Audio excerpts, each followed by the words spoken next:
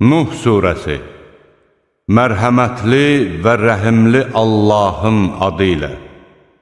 Həqiqətən biz Nuhu öz qövmünə göndərdik və dedik: Sən öz qövmünü onlara ağrılı-acılı bir əzab gəlməmişdən əvvəl xəbərdar et.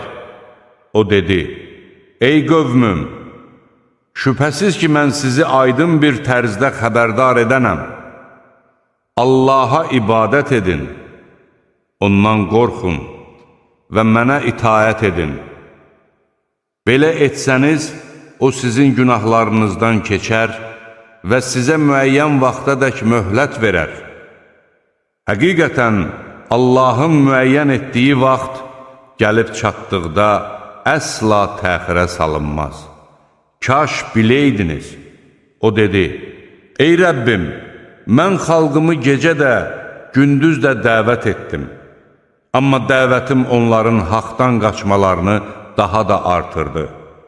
Sən onları bağışlayasan deyə, mən hər dəfə onları imana dəvət etdikdə, onlar barmaqlarını qulaqlarına tıxıyır, paltarlarına bürünür, küfürlərində israr edir və ötkəm-ötkəm təkəbbürlənirdilər. Sonra mən onları aşkarcasına dəvət etdim. Sonra mən onlara həm uca səslə, həm də gizlicə bildirib dedim: Rəbbinizdən bağışlanmanızı diləyin. Həqiqətən O çox bağışlayandır. O sizin üzərinizə bol-bol yağış göndərər, var dövlət və oğul uşaqla sizin imdadınıza çatar, sizin üçün bağlar salar və çaylar yaradar. Necə olub ki, siz Allahın böyüklüyünü layiqincə uca tutmursunuz? Axı O sizi mərhələlərlə yaratdı.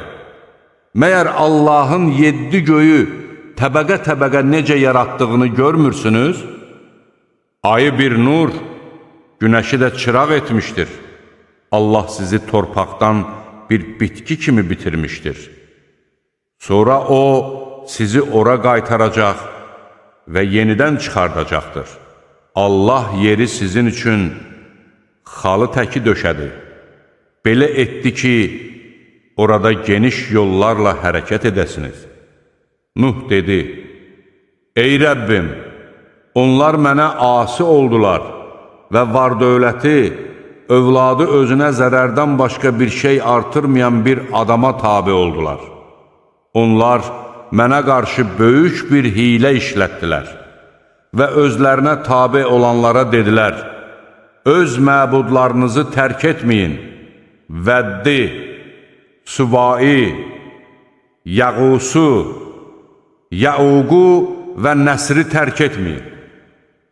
Artıq onlar çoxlarını azdırmışlar. Sən də zalimlara azğınlıqdan başqa bir şey artırma.